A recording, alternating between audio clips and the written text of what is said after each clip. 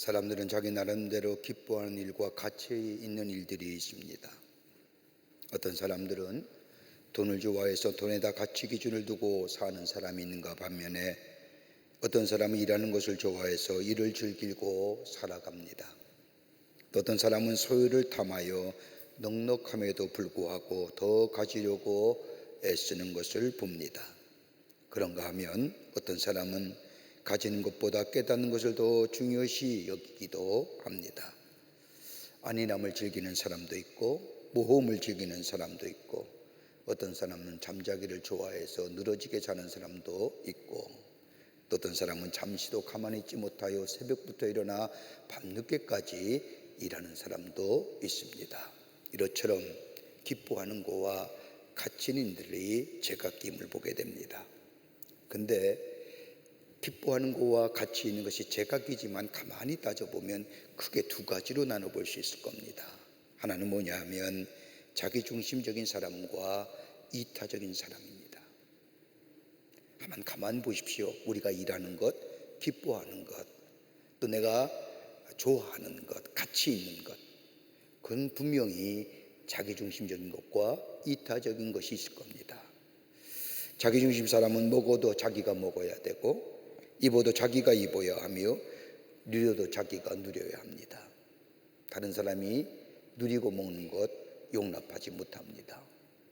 그런데 이타적인 사람은 다른 사람을 먹이기도 하고 다른 사람을 입히기도 하고 다른 사람을 기쁘게 합니다. 이게 이타적인 사람이죠. 또 하나의 굳이 알아본다고 한다면 현재만 즐기는 사람과 더불어 미래를 중요시 여기는 사람입니다. 현재만 즐기는 사람은 미래에 어떻게 되든 알 바가 없습니다.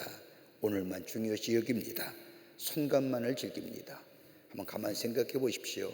여러분이 기뻐하고 여러분이 가치 있는 일이라고 하는 것들 현재 일입니까? 아니면 미래 일입니까? 아니면 이기적인 일입니까? 아니면 다른 사람을 하는 일입니까? 현재만 즐기는 사람은 순간만 바라는 것만 이루어지면 그 다음에 어떻게든 상관이 없습니다. 어디까지나 찰나적인 사람입니다.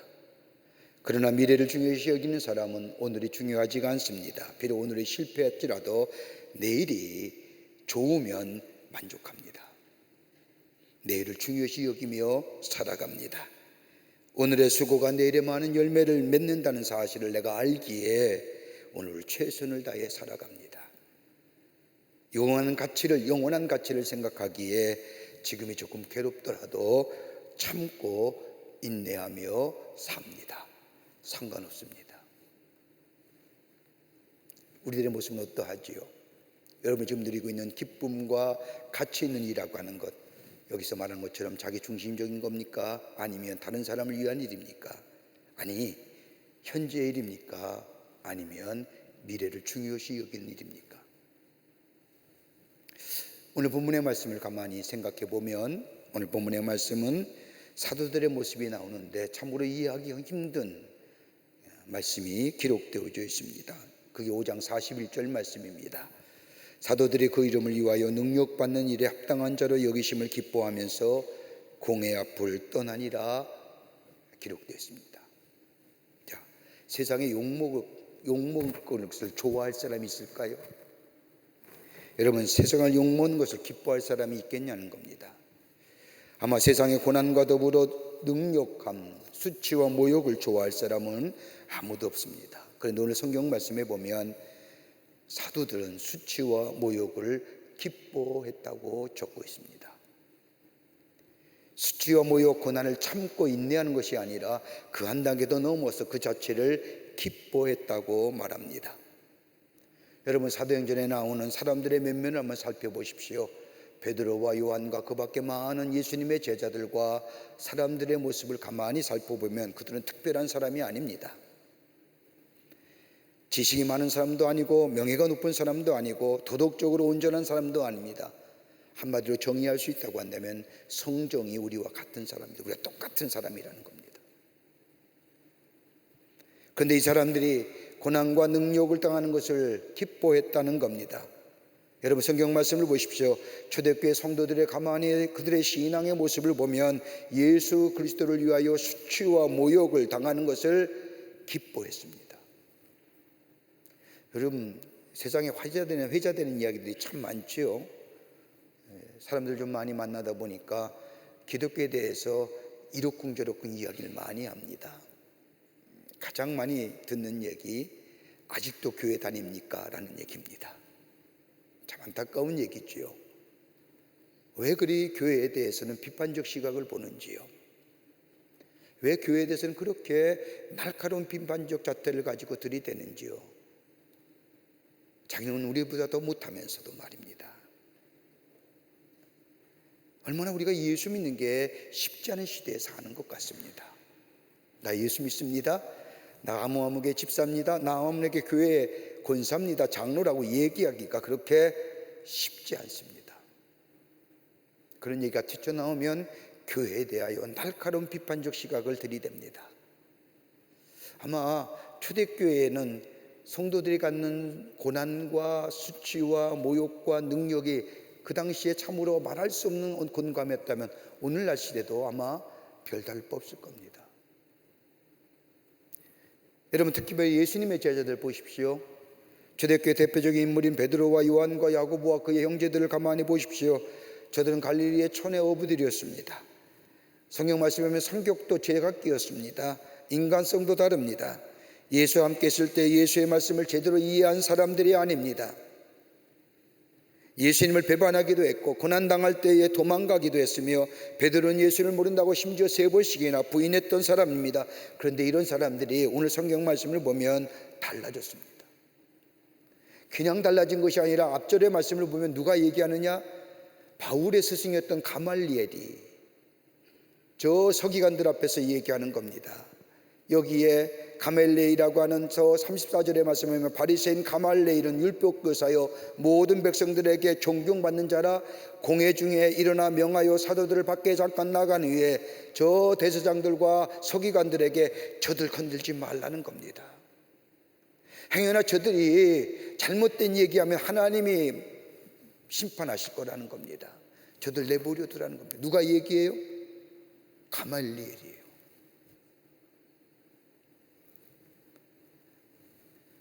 이랬던 사람들이 이렇게 변화된 겁니다. 뿐만 아닙니다. 예수님의 제자들은 예수님과 함께하면서 갖가지 이적과 기적을 보았습니다. 장님이 눈뜨는 걸 보았고 오병이의 기적을 체험했으며 바다를 잔잔케 하신 것을 보았고 죽은 자를 살리신 놀라운 능력 또한 보았습니다.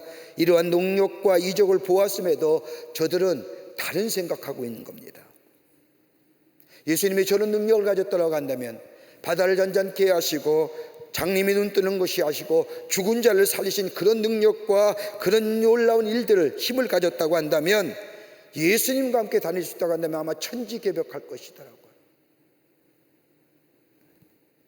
로마의 세력을 물리치고 이스라엘을 로마로부터 독립시켜 정치와 경제와 문화, 군사 모든 면에서 무엇인가 이루어질 것을 기대했고 또한 예수님의 능력이라면 가능하다고 생각했습니다. 예수님과 함께 다니면 다닐수록 이런 마음이 증폭되어 갑니다. 그런데 예수님을 가만히 보니까 자신들의 기대를 충족시키지 않으시는 겁니다. 오히려 그 능력 가지고 그 엄청난 힘을 가지고 엄한 일 쓰시는 겁니다. 저 하찮은 사람들과 만나서 저들의 병을 고쳐주거나 사손 일에만 쓰시는 겁니다. 자신들의 기대처럼 큰 일을 하실 마음이 없는 것 같습니다. 더 나아가 이러한 능력을 가지고 계심에도 불구하고 십자가에서 아무런 힘없이 덧없이 돌아가십니다. 죽은 자를 살려내시던 분이 왜 십자가에서 아무런 말씀도 하지 않게 하시고 죽으셨는지 도무지 이유가 알 수 없습니다. 그러게 누가복음 24장 19절과 20절의 말씀을 보면 예수 그리스도의 죽음을 목도한 제자들 엠마오로 내려가는 두 제자가 나사렛 예수의 이르니 그는 하나님과 모든 백성 앞에서 말과 일에 능하신 선지자이거늘 우리 대제사장들과 관리들이 사형 판결에 넘겨줘 십자가에 못 박았느니라 라고 얘기하면서 그 다음에 21절에 이렇게 얘기합니다. 우리는 이 사람이 이스라엘을 속량하는 자라고 바랐노라.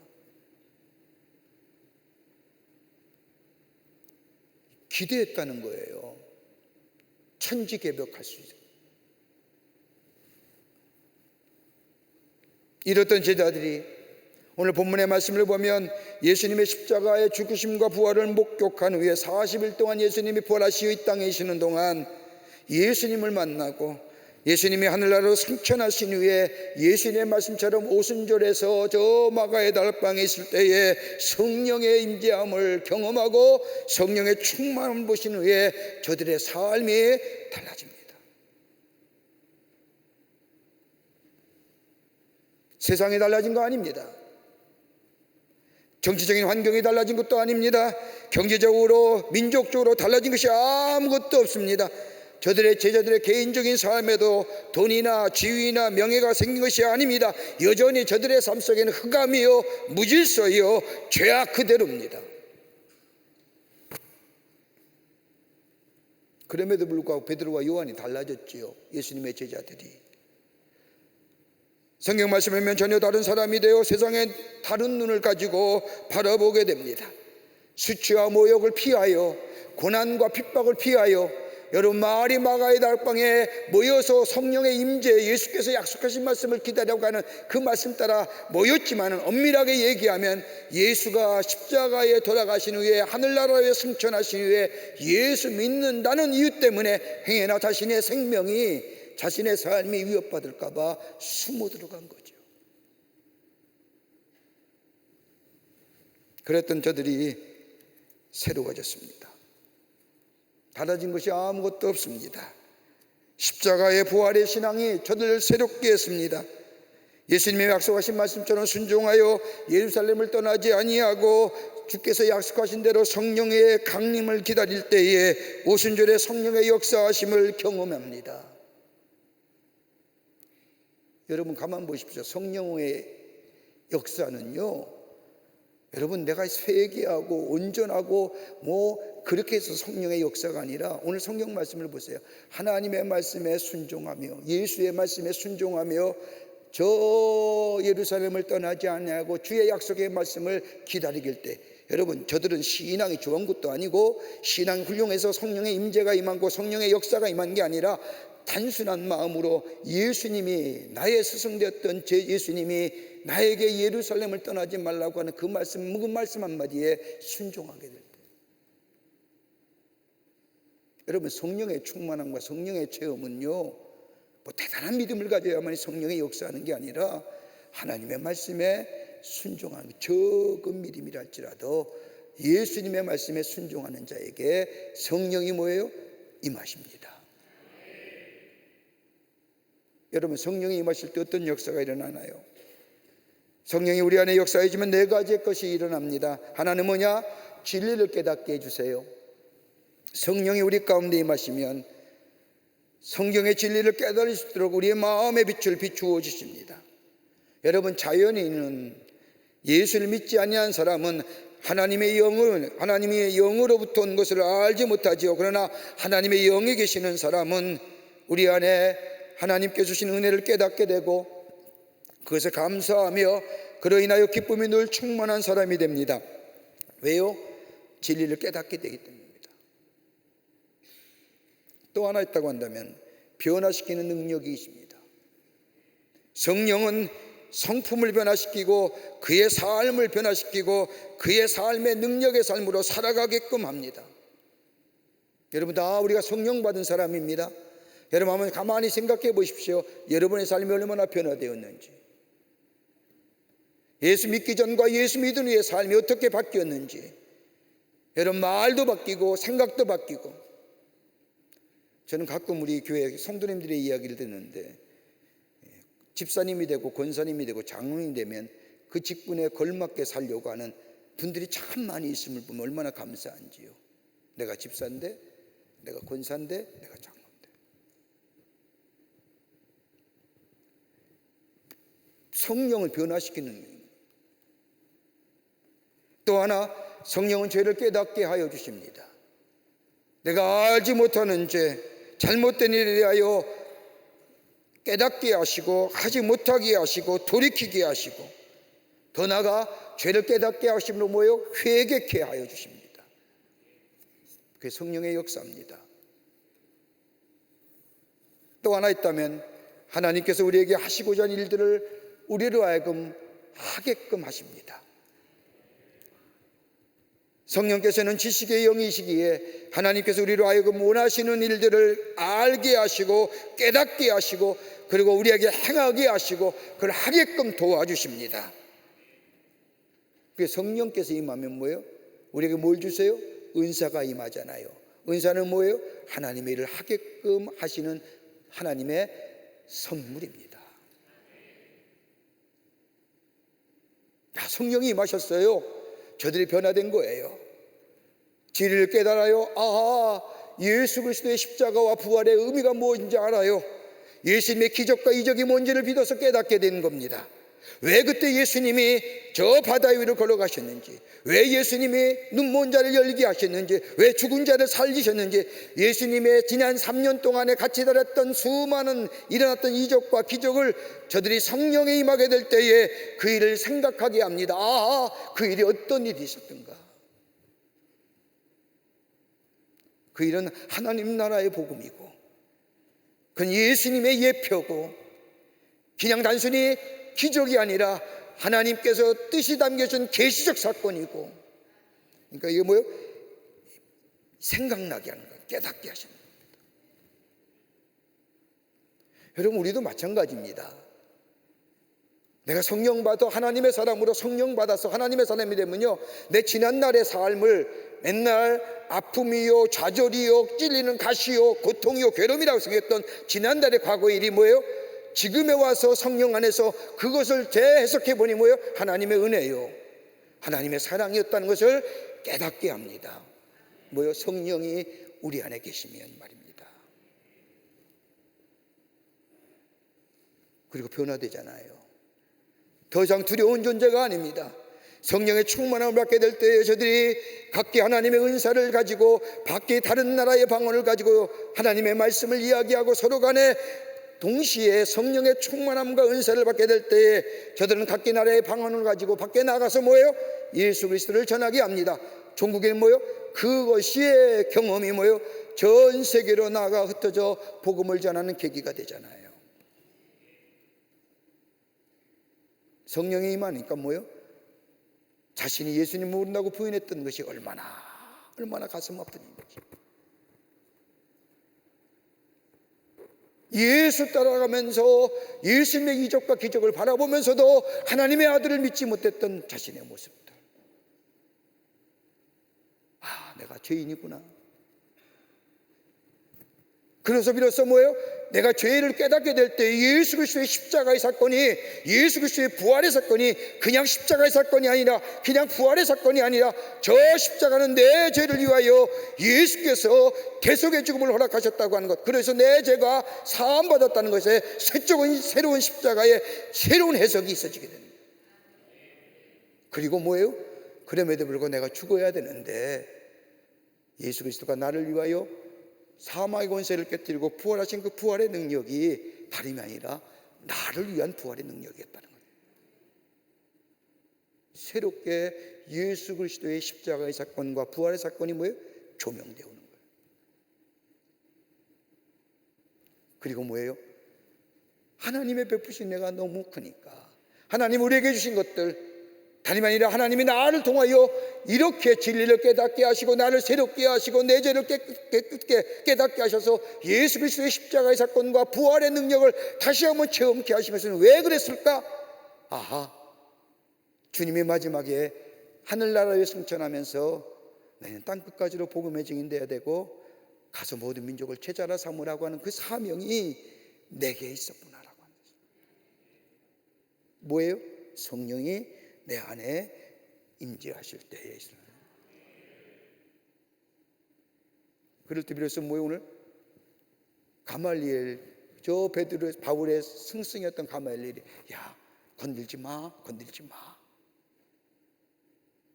저들이 전하는 것이 정말 하나님의 말씀이라고 한다면, 혹 아니라고 한다면 하나님이 심판하죠. 그러면서 나가 복음을 전하지요. 그런데 오늘 성경 말씀은 저들이 복음을 위해서 당하는 고난과 수치와 능욕을 피하는 것이 아니라 그것조차 기쁘게 여겼다는 겁니다. 이 대목에서는요, 성령에 충만해서 능히 이긴 게 아니라 저들이 성령 안에서 저런 것을 깨닫게 될 때에 저들이 그 능력과 그 수치와 모욕을 기쁘게 여긴 역사가 뭐냐 말입니다. 오늘 성경은 우리에게 몇 가지로 말씀하고 계십니다. 우리가 다 하나님의 부르심을 받아서 하나님의 사람 되었는데 성령의 충만함과 성령의 역사 가운데 살아가는데 진리를 깨닫게 하시고 하나님의 말씀을 알게 하시고 우리를 변화시키시고 새롭게 하여 주시고 죄를 깨닫게 해서 회개하시고 십자가의 신앙과 부활의 능력으로 새롭게 하실 뿐만 아니라 우리에게 새로운 사명을 주셔서 하나님의 사람으로 이 땅에 살아가시는데 지금처럼 예수 믿는 게 쉽지 않은 시대에 우리가 수치와 모욕을 당한다 할지라도 고난과 능력을 당한다 할지라도 그걸 넘어설 수 있는 힘과 능력이 어디 가운데 있느냐? 절대 강자의 그리스도인이 뭐냐? 오늘 본문의 말씀은 몇 가지로 우리에게 귀한 영적인 도전을 줍니다. 첫째는 뭐냐? 다름이 아니라 하나님의 임재의식을 실체화시켰다는 겁니다. 예수님의 재전 이전에 하나님에 대하여 생각할 때 하나님은 창조주 하나님이요, 능력의 하나님이요, 심판의 하나님이요, 더 나아가 공의의 하나님이요, 저들이 말했던 그 하나님에 대한 고백을 단순히 뭐예요? 저들이 배웠던 율법이요, 구조로 내려왔던 하나님의 사상입니다. 여러분, 성경 말씀을 가만히 보세요. 최초로 하나님에 대해서 당신이 누구십니까? 라고 물었던 사람이 누구예요? 삼손의 아버지인 마노아예요. 하나님, 당신은 하나님 어떤 사람이라고 물었던 최초의 질문자가 누구예요? 삼손의 아버지였던 마노아예요. 그때 하나님 뭐라고 얘기해요? 나는 뭐예요? 기묘자라. 너희들이 생각하는 밖의 사람이라. 이렇게 실체 없는 하나님에 대하여 얘기하는 후에 정말로 예수님 하나님이 스스로 나라는 존재가 어떤 자인지라고 계시했던 사건이 뭐예요?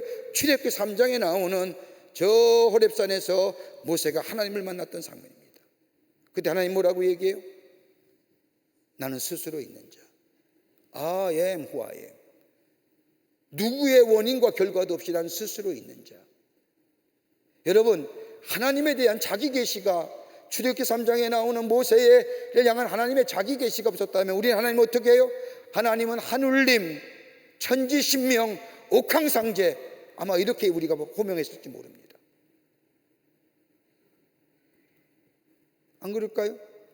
하나님의 자기 계시가 없었더라고 한다면 우리 하나님에 대해 얘기하기를 우리가 전통적으로 저 이스라엘 사람은 모르겠지만 우리 같은 사람은 뭐예요? 하나님을 향하여 하늘님, 하늘님, 옥황상제, 천지신명, 하나님이 어떤 분인지 모르고 내려왔던 구전의 얘기하기처럼 오늘 마치 예수님의 제자처럼 하나님이 어떤 분이라 얘기할 때에 창조주 하나님이요, 능력의 하나님이요, 심판의 하나님이요, 공의의 하나님이라고 하는 이야기처럼 이런 하나님 저런 하나님 대하여 말 많이 했을 겁니다. 그러나 하나님의 성령이 저들 가운데 임재한 후에 저들이 성령 체험한 후에 저들이 고백한 하나님 어떤 하나님이에요? 저렇게 저관념적이고 저들의 삶과는 멀리 떨어진 하나님이 아니라 하나님은 살아계신 하나님이요, 가까이 계시는 하나님이요, 오늘 나와 함께 하시는 임마누엘 하나님이요. 하나님의 임재를 뭐예요? 자기들의 삶 속에 실제화시킨 겁니다. 여러분 어떤 하나님 믿고 계세요? 그전에는 멀리 계신 하나님이었지만은 지금은 순간순간 함께 하신 하나님, 내가 이야기할 때 여기 계시고 골방에 계실 때 거기 계셨고 감옥에 가실 때나 고난을 당할 때나 내가 어떤 형편에 처했을지라도 하나님은 나와 함께 하십니다. 누가요? 부활하신 예수님께서, 살아계신 그리스도가 나와 함께 하신다는 사실, 즉 하나님의 임재가 내 삶 속에 구체화된 겁니다. 그 하나님 어떤 하나님이에요? 바다를 잔잔케 하신 하나님이에요. 죽은 자를 살리신 하나님이에요. 눈먼 자를 눈을 뜨게 하신 하나님이에요. 병자를 낫게 하신 하나님이에요. 그 하나님이 오늘 나와 함께 하신다고 하는 하나님의 임재하심이 내 삶 속에 실제화되게 될 때에 고난과 능력이 아무것도 아닌 거예요. 안 그렇습니까? 고난과 어려움이 아무것도 아니에요. 왜? 그 눈뜨게 하신 하나님, 바다 위를 걷게 하신 하나님, 죽은 자를 살리신 하나님이 저 멀리 율법의 하나님, 저 하나님이 아니라 오늘 내 안에 살아계시기에, 나와 함께 하시기에 내가 지금 당한 능력과 고난과 수치와 모멸은요, 뭐요? 기쁨으로 받을 수 있는 거예요. 이들이 이 믿음 가졌기에 능력으로 뭐 했다고요? 기뻐했다는 거예요. 두 번째는 하나님의 신비적인 초월성과 능력을 깨닫게 되었다는 거예요. 하나님의 신비적인 초월성이에요. 그리고 하나님의 능력이에요. 여러분, 하나님의 하신 일에 대한 즉 하나님의 신비적인 초월성과 능력을 예전에는 의심했어요. 성령의 임재하심을 통할 때에 성령을 받고 보니 하나님의 신비적인 초월성과 능력을 깨닫고 받아들였습니다. 새로운 신앙을 가졌어요. 여러분, 예수님과 함께 다녔던 제자들의 삶을 보십시오. 예수님의 이적은 신비로운 거였어요. 안 그러겠습니까? 한 번도 경험하지 못하고 보지 못했던 일들, 예수님이 행하신 이적과 기적이 그 자체가 신비로운 겁니다. 그런데 그때는 몰랐습니다. 그때의 이적이 뭘 말씀하시는지, 그때의 표적이 뭘 말씀하시는지. 그런데 지금 알고 보니 그 이적과 표적이 행하는 자가 누구냐는 것을 알게 됩니다. 누구요? 그 이적은 다른 사람이 아니라 하나님이 나에게 말씀하시는 하나님의 말씀이구나 라는 것으로 듣게 됩니다. 그리고 뭐예요? 부활의 능력을 깨닫게 됩니다. 전에는 십자가 안 지는 것만 생각했는데 이제는 수치와 모욕을 당하여도 하나님께서 부활하게 하신다는 사실을 예수 그리스도의 부활을 통하여 깊게 깨닫게 됩니다. 여러분, 회당장 야이로의 딸을 고치신 사건이 저 마가복음 5장에 나옵니다. 딸이 병들어 죽게 되었을 때 예수님의 이 야이로가 예수님을 찾아가 고쳐달라고 말합니다. 이 예수님께서 가자, 너희 집에라고 말씀하시면서 야이로의 집을 향하여 갔는데 야이로의 집에 사에서 사람이 올라와 야이로에게 얘기합니다. 딸이 죽었습니다. 예수님께 수고 끝일 필요가 없습니다. 이렇게 되는 야이로가 난처하게 됩니다. 살아있을 때 예수님이 모시고 가면 살 수 있는 가망이 있을 터인데 이젠 죽었어요? 예수님이 가도 의미가 없을 거라고 생각합니다. 이런 마음을 가지고 오락가락할 때에 예수님이 야이로의 마음을 아시고 예수님께서 입을 열어 말씀하십니다. 믿기만 해라. 그리하면 하나님의 영광을 보리라. 그리고 야이로와 함께 그의 집에 가 야이로의 딸을 살렸습니다. 그때는 제자들이 몰랐어요. 왜 주님이 그 일을 하는지, 왜 야이로의 딸을 죽은 자 가운데 살리시는 건지, 그리고 예수님이 하나님의 영광을 보리라고 하는 말을, 그 말은 몰랐어요. 성령을 받고 나니, 자신의 삶이 체험되고 나니 그 표적이 저 야이로의 딸에게 한 얘기가 아니라 뭐예요? 나에게 한 얘기구나. 죽은 자도 살리신 하나님의 놀라운 능력이 내가 죽더라도, 내가 고난당하더라도, 내가 아파하더라도 하나님이 뭐예요? 부활하실 것이라고. 그리고 내 고난과 내 수치와 내 아픔 속에서 나를 부활하게 하시어 하나님의 영광이 나타나게 하실 것이라고. 그 야이로의 사건이 이제서야 제자들이 뭐예요? 해석되게 된 거예요.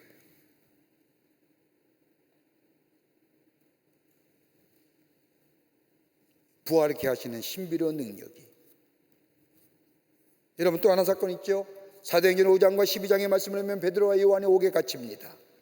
천사의 밥 중에 나타나 베드로와 요한에게 일어나라고 하십니다. 그리고 천사를 따라 나왔는데 옥문이 닫힌 채 그대로입니다. 옥문이 열리는 것도 신기한 것인데 옥문 닫힌 채 그대로입니다. 옥문이 열린 것도 아닌데 밖으로 나온 겁니다. 이런 희한한 일이. 그들이 어안이 벙벙했습니다. 꿈이 아닌 현실입니다. 두 번이나 5장과 12장에 두 번이나 이런 사건을 기억합니다. 뭐라고 얘기할까요? 성령 안에서 그 사건이 새롭게 조명되어 오는 겁니다. 아, 예수님은 시간과 공간에 제약받는 분이 아니구나.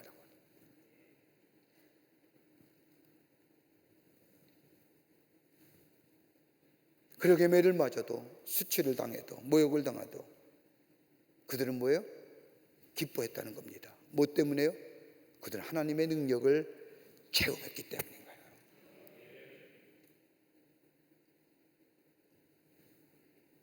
능력이 없어서가 맞는 것이 아니라, 죄가 있어서 맞는 것도 아니라, 하나님께 버림받아서 맞는 것도 아니라 하나님의 능력이 있기 때문에 매할 수 있는 거고요. 하나님의 능력이 함께 하시게 뭐예요? 순교할 수 있는 거고요. 그 능력이 어떤 것이에요? 부활하게 하시는 능력이 있기 때문이에요.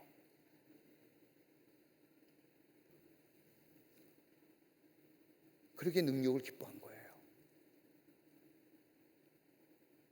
우리가 당하는 고난들, 우리가 당하는 아픔들, 예수 믿는다고 목숨까지 내는 시대는 아니잖아요. 그러나 예수 믿기가 어려운 이 시대에 내가 예수의 사람이라는 것을 얘기할 수 있는 게 뭐예요? 내가 능력을 당하라도 하나님의 능력이 내 안에 있기에, 나를 부활하시는 능력이 내 안에 있기에, 하나님의 영광을 보리는 주의 말씀이 내 안에 있기에 우리는 뭐예요? 예수를 믿는다고 예수를 위해서 수치와 모욕과 고난을 능히 담대하게 이겨낼 수 있습니다. 이 믿음이 진정 그리스도의 믿음이에요. 이 믿음이 뭐예요? 땅의 것을 얘기하는 게 아닙니다. 하나님의 나라와 의를 구하는 믿음입니다. 끝으로 저들이 능력을 기뻐했던 것은 다름이 아니라 합당한 자로 여김에 기뻐한 거예요. 하나님의 능력은 초월적인 겁니다. 하나님의 구원의 역사는 전능하신 겁니다. 하나님의 엄청난 구원의 역사와 구속의 역사가 예수 그리스도로 말미암아 이루어졌습니다. 수천 년 동안 예언했던 구원의 역사가 예수 그리스도의 십자가의 사건으로 이루어졌습니다.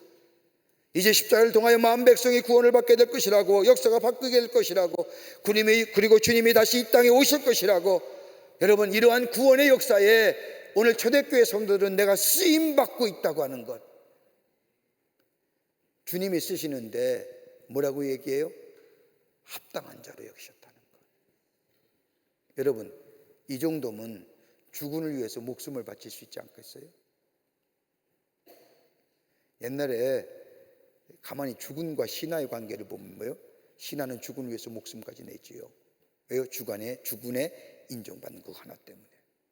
그런데 전능하신 하나님이 우리를 구원하시기 위해서 예수님을 이 땅에 보내주시고 수천 년 동안 예언해왔던 그 구원의 역사가 예수 그리스도의 십자가의 사건으로 이루어졌다고 하는 사실, 그리고 십자가를 통해서 마음 백성이 구원을 받게 될 것이고 인류의 역사가 바뀌어질 것이라고, 그리고 주님이 다시 이 땅에 오실 것이라고, 이런 놀라운 구속의 역사에 내가 뭐예요? 쓰임받는다고 하는 사실. 여러분, 그렇다고 한다면 내가 당하는 고난이, 내가 당하는 이 수치와 내가 당하는 예수로 인하여 당하는 모욕이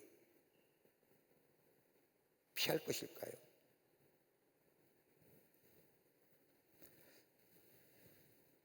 지난날 예수를 모른다고 부인했다까지 했던 허물이 있었습니다만 이제는 알 바가 아닙니다. 다만 예수님의 영광을 위하여, 주님의 영광을 위하여 주님의 손에 들려 소중하게 쓰이고 있다는 사실, 나의 고난이, 나의 현실이, 나의 모순된 현실이 이대로가 하나님의 영광을 위해 쓰임받고 있다고 하는 사실을 생각하니 그 쓰임받는 자로서의 합당한 자로 내가 부르심을 받았다고 하니 뭐예요? 얼마나 감사한지. 그래서 뭐예요? 수치와 모욕을 저들은 마다하잖아요. 저는 늘 우리 광림교회 목회하면서 감사하고 감사한 게 있습니다. 제가 지난 호랩산 기도회 기간에 저 해군 교육사령부에 훈련받는 병사를 위해서, 우리 교회는 그렇지 못하지만, 우리 교회는 구조상 그렇게 못 만들지만 그 해병 교육사 훈련에 훈련받는 훈련병들을 위해서 우리가 영상 제작과 영상의 큰 스크린, 대형 스크린 3개를 만들어주고 음향을 위해서 그쪽 해군 교육사에서 요청이 왔습니다. 좀 도와달라고. 근데 다른 것들은 다 군부대 예산으로 태울 수 있지만 교회 일이기 때문에 교회 도움이 없이는 불가능하잖아요. 또 군인교회가 무슨 돈이 있겠습니까? 그래서 기도하던 중에 좀 도웁시다. 우리가 전체 다 헌금하기는 좀 그래서 제가 광고를 했죠. 호랩생 기도의 시간에. 그랬더니 일주일도 안 돼서 얼마요? 1억 헌금인데 다 채우시더라고요. 한번 생각해 보십시다. 저는 그것을 얼마나 제가 은혜를 받았는지, 얼마나 감사한지요. 누가 했는지 여러분 모를 겁니다. 근데 하시면 알 거예요. 저들이 내가 드려진 헌금을 위해서, 내가 주어진 이 귀한 예물을 통해서, 그 얼마나 귀한 예물입니까? 예물을 통해서 저 대한민국의 영예를 지키는 저 해병의 병사들이, 해군의 병사들이 하나님을 만나고 복음을 듣고 저들의 삶이 달라지고 저들이 뭐예요? 새로운 존재로 변할 수 있는 쓰임 받는다고 한다. 그 일에 내가 뭐예요? 합당한 자로 쓰임 받았다. 아마 이 얘기는 안 하실 겁니다. 그러나 그분의 마음속에 그런 마음이 있을 겁니다. 하나님, 내가 주의 일에 쓰임 받게 해주셔요. 감사합니다라고 하는 말. 저는 많은 분들이, 그런 분들이 얼마나 많은지, 우리 교회들이 그런 일에 선뜻 그 귀한 예물 드리면서 하나님 나라가 세워지는데, 그 일에 내가 뭐예요? 합당하게 쓰임, 액수의 많고 조금이 아니라 너무너무 귀한 거예요. 너무너무 감사한 거예요. 제가 일주일 뒤에 그것을 받아보고 얼마나 감사하며 하나님 앞에 기도했는지 몰라요. 오늘 이 제자들도 그런 거예요. 예수 그리스도의 귀한 구속의 역사에 이 땅의 이 복음이 온 만백성이 구원받을 것이고 예수님이 다시 오실 때인데, 그때까지 뭐예요? 그 일에 내가 쓰임받았다고, 합당한 자로. 많은 사람이 있음에도 불구하고 내가 그 일에 합당한 자로 쓰임받았다. 그러기에 뭐예요? 능력과 수치를 마다하지 않는 겁니다. 사랑하는 성도 여러분, 예수의 이름을 위하여 요즘 시대에 매맞고 또 고난받는 것 그렇게 많지 않습니다. 그러나 예수 때문에 인하여 말 듣고 하는 것 기쁘게 여기시길 바랍니다. 왜요? 내가 하나님의 일에 합당한 자로 쓰임받는다. 그러기에 산상수훈교였던 마태복음 5장의 말씀을 보면, 핍박을 받는 자는 복이 있나니 천국이 뭐예요? 저희 것입니다. 주님 오늘 우리에게 말씀합니다. 초대교회 신앙이 그런 신앙이었습니다. 부활의 신앙을 가지고, 십자가의 신앙을 가지고 주님의 주신 귀한 일들을 감당하며 주의 은혜 안에서 주의 주신 힘 가지고 예수를 증거하며 하나님의 영광을 위해 쓰임받는 여러분과 저와 되시기를 주의 이름으로 축복합니다. 하나님 감사합니다. 저희들 주께서 사랑해 주셔서 하나님의 자녀 삼으심에 감사합니다. 또한 놀라운 은혜와 사랑을 저희에게 허락하여 주시는 은혜 감사합니다. 예수를 위하여 고난도 또 수치도 담대하게 믿음으로 승리하며 하나님의 영광을 위해 쓰임받는 저희가 되게 하여 주시옵소서. 성령이 도우시고 우리의 믿음을 더욱더 굳건케 하여 주시옵기를 원하오면서 예수님의 이름으로 기도하옵나이다. 아멘.